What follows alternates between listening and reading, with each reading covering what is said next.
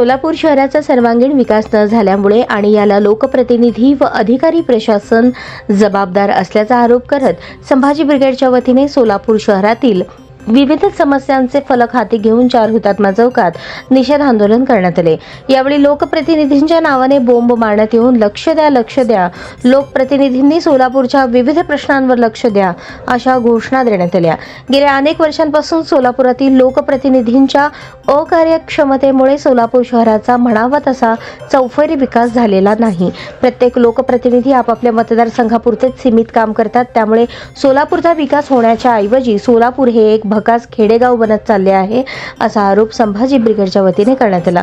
यावेळी संभाजी ब्रिगेडचे पश्चिम महाराष्ट्र अध्यक्ष श्याम कदम, जिल्हाध्यक्ष संभाजी भोसले, संपर्क प्रमुख शत्रुघ्न माने, शहराध्यक्ष श्री जगदाळे, कार्याध्यक्ष अरविंद शेळके, वकील आघाडीचे जिल्हाध्यक्ष गणेश कदम, महिला आघाडीच्या जिल्हाध्यक्ष मीनल दास, शहराध्यक्ष मोनाली धुमाळ, दक्षिण सोलापूर तालुकाध्यक्ष सुनीता घंटे, शहर संघटक जयश्री जाधव, शहर उपाध्यक्ष मनीषा कोळी, दिलीप निंबाळकर, उमेश गायकवाड, शेखर कंटीकर, सतीश वावरे, सिद्धाराम सावळे, संतोष सुरवसे, प्रशांत देशमुख, रमेश भंडारे, गणेश सोलापुरे आदी उपस्थित होते।